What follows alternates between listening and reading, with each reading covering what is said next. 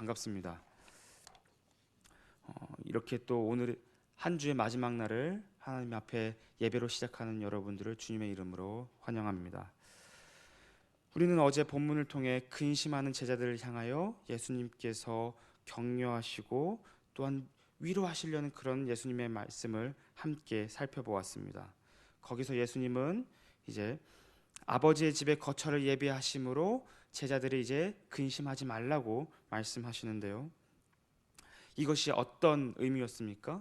아버지 집에 가셔서 거기서 거처를 만드신다는 것이, 예배하실 거처를 만드신다는 것이 어떤 의미였습니까?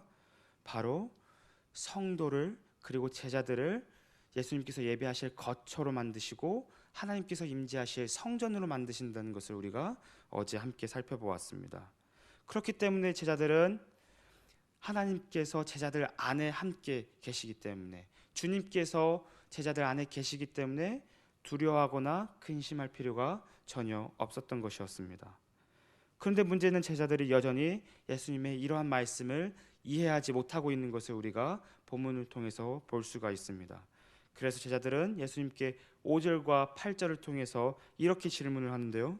주여, 우리는 주님이 우리를 떠나서 어디로 가시는지 전혀 알지 못합니다. 만약에 우리를 떠나시고자 하신다면 주님의 아버지를, 하나님을 우리에게 보여주십시오. 그렇다면 우리가 더 이상 근심하거나 걱정하지 않고 만족할 수 있을 것 같습니다. 제자들은 이렇게 근심하는 마음으로 예수님께 이러한 요청을 드리고 있습니다. 그래서 예수님은 제자들의 근심을 다시 한번 평안으로 바꾸시기 위하여 본문 16절에서 이렇게 말씀하십니다. 내가 아버지께 구하겠으니 그가 또 다른 보혜사를 너희에게 주사 영원토록 너희와 함께 있게 하리니.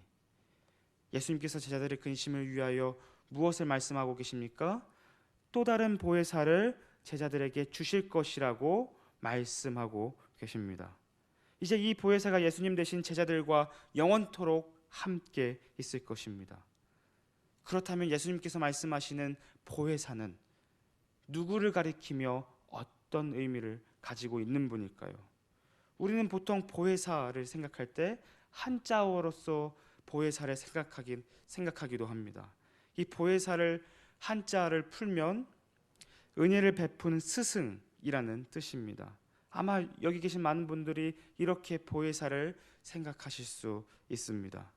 근데 보혜사를 이렇게 이해하면 오늘 예수님께서 이 본문을 통해서 말씀하시고자 하는 그 의도를 놓칠 가능성이 사실 좀 큽니다.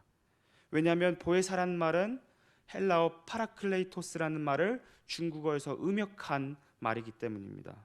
예를 들면 그리스도라는 그리스 말을, 헬라어 말을 중국어로 음역하면 기리사독이 되어서 오늘날 우리가 사용하는 기독이 되는 것과 마찬가지인 예입니다. 그렇다면 예수님의 제자들에게 주시고자 하는 보혜사의 진짜 의미는 무엇일까요? 여기서 사용된 그리스어 파라클레이토스라는 말은 무엇을 의미하는 것일까요? 그것은 바로 당시 로마의 법정에서 피고를 대신하여 말하는 변호사를 의미합니다. 그러니까 파라클레이토스라는 이 말은 법정에서 피고를 돕는 변호사, 돕는 조력자를 의미하는 것입니다. 그렇다면 예수님께서는 왜 오늘 이 본문에서 보혜사를 이 파라클레이토스라는 말을 사용하셔서 제자들에게 말씀하셨었던 것일까요? 그것은 앞으로 제자들이 온갖 것을 진리라고 주장하는 세상 속에서 무엇이 진정한 진리인지 영적인 법적 싸움을 싸워야 하기 때문입니다.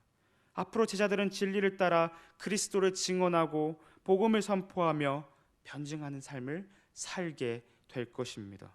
그러므로 진리를 위해 이러한 영적인 법적 싸움을 하고 있는 제자들을 도울 변호사가, 변호인이 필요한 것입니다.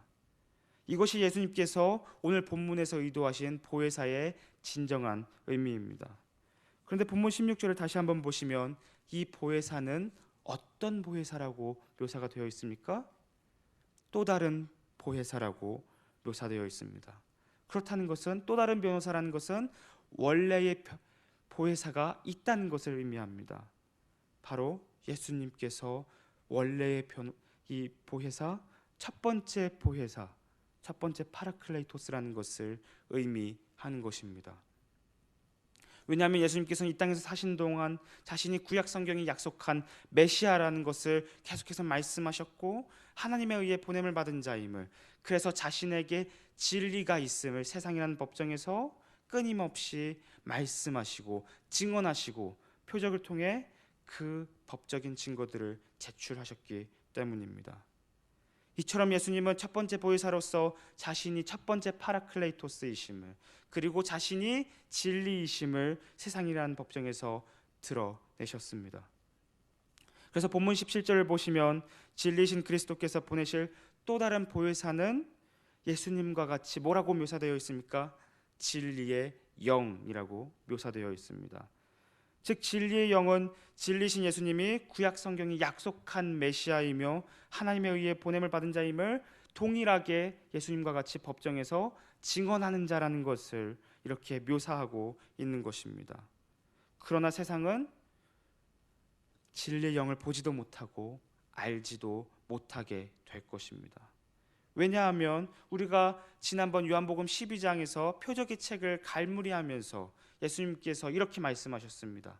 세상은 예수님을 거절할 것이다. 우리는 이 주제를 함께 예전에 살펴보았습니다. 진리이신 예수님을 세상이 거절한다면 동일하게 진리의 영이신 보혜사를 세상은 거절할 것이고 알지도 못하고 보지도 못하게 될 것입니다. 그렇다면 어느 누가 보혜사이자 진리의 영을 알 수 있겠습니까? 바로 진리이신 예수님을 따르는 제자들이 보혜사이자 진리의 영을 알게 될 것입니다. 본문 17절 하반절은 이렇게 이야기하고 있습니다. 그러나 너희는 그를 아나니 그는 너희와 함께 거하시며 또 너희 속에 계시겠음이라. 본문 17절에 따르면 진리의 영이 주어졌을 때 제자들이 어떻게 알게 됩니까? 이 진리의 영이 제자들 안에 거하고 또 제자들과 함께 계시기 때문에 제자들은 이 진리의 영을 알 수가 있습니다. 근데 우리가 여기서 주목해야 할 표현은 함께 거하다라는 표현입니다. 왜냐하면 이 거하다라는 이 표현은 어제 우리가 살펴보았던 거처의 원형적인 단어이기 때문입니다. 그래서 예수님께서는 제자들을 하나님의 임재가 있는 성전으로 만드시고 예배하실 거처를 만드실 것이라고 어제 본문을 통해서 우리가 함께 살펴보았습니다.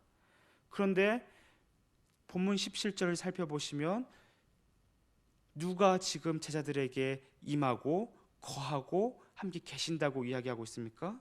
바로 진리의 영이 제자들 안에 함께 거하고 임재하겠다고 묘사되어 있습니다. 그렇다는 말은 예수님께서 제자들에게 오시는 방법이 바로 이 진리의 영을 통해 오시겠다는 것을 의미하는 것입니다. 우리는 이 지점에서 한 가지 의문이 생깁니다. 그렇다면 예수님께서 이 진리의 영을 통해서 제자들에게 오신다면 이 진리의 영은 누구이실까요? 이분의 정체는 누구이실까요? 본문 26절에서 예수님께서는 이분이 진리의 영이 누구신지 이렇게 밝히십니다. 보혜사 곧 아버지께서 내 이름으로 보내실 성령, 그가 너희에게 모든 것을 가르치고 내가 너희에게 말한 모든 것을 생각나게 하리라. 본문 26절을 따르면 예수님은 보혜사이자 진리의 영이 누구라고 말씀하고 계십니까? 바로 성령 하나님이라고 밝히고 계십니다. 그런데 성령 하나님은 누구의 이름으로 오십니까? 바로 예수 그리스도의 이름으로 제자들에게 오시는 것입니다. 그러므로 성령 하나님은 곧 그리스도를 증언하시는 그리스도의 영이십니다. 우리는 이 지점에서 예수님께서 왜 제자들을 떠나셔서 십자가의 길을 가셔야 하는지 이해할 수 있습니다. 왜냐하면 예수님께서 제자들에게 성령을 선물로 주시기 위해서는 먼저 그들의 죄의 문제가 해결되어야 하고 그리고 거룩하게 되어야 하기 때문입니다.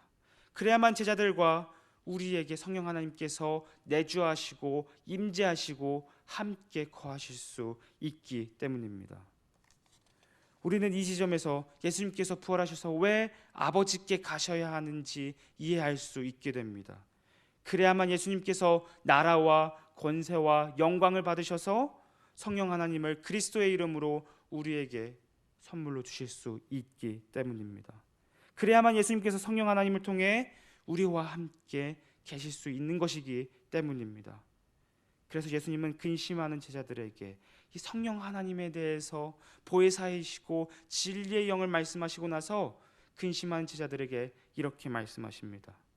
요한복음 오늘 본문 18절에서 20절 말씀 그리고 27절 말씀인데요. 내가 너희를 고아와 같이 버려두지 아니하고 너희에게로 오리라. 조금 있으면 세상은 다시 나를 보지 못할 것이로되 너희는 나를 보리니 이는 내가 살아있고 너희도 살아있겠음이라. 그날에는 내가 아버지 안에 너희가 내 안에 내가 너희 안에 있는 것을 너희가 알리라. 평안을 너희에게 끼치노니 곧 나의 평안을 너희에게 주노라. 내가 너희에게 주는 것은 세상에 주는 것과 같지 아니하니라. 너희는 마음에 근심하지도 말고 두려워하지도 말라. 사랑하는 성도 여러분, 우리는 지난 6번에 걸쳐서 요한복음의 영광의 책을 함께 지금까지 살펴보았습니다.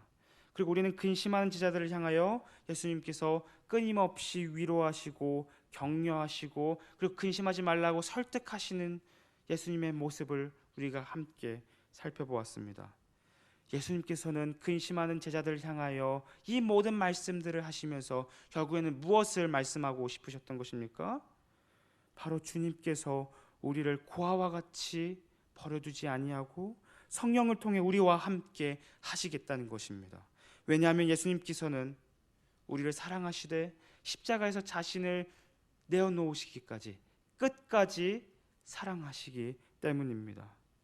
그러므로 우리는 예수님이 보이신 사랑을 따라 예수님을 사랑하며 또한 예수님을 따르는 예수 공동체 서로 지체들을 사랑하며 주님이 주신 길을 묵묵히 걸어가야 하는 것입니다. 우리가 지금까지 살펴본 주님의 말씀이 저와 여러분의 마음속에 깊이 각인되는 말씀이 되기를 소망합니다. 그리하여 저와 여러분이 이 땅에서 걷는 모둠의 믿음의 여정마다 그리스도의 사랑이 더욱 풍성히 넘치고 경험되어지기를 소망합니다. 그리하여 세상이라는 영적인 법정에서 진리신 그리스도의 사랑을 증언하는 증인의 삶이 되는 저와 여러분이 되셨으면 좋겠습니다. 기도하겠습니다.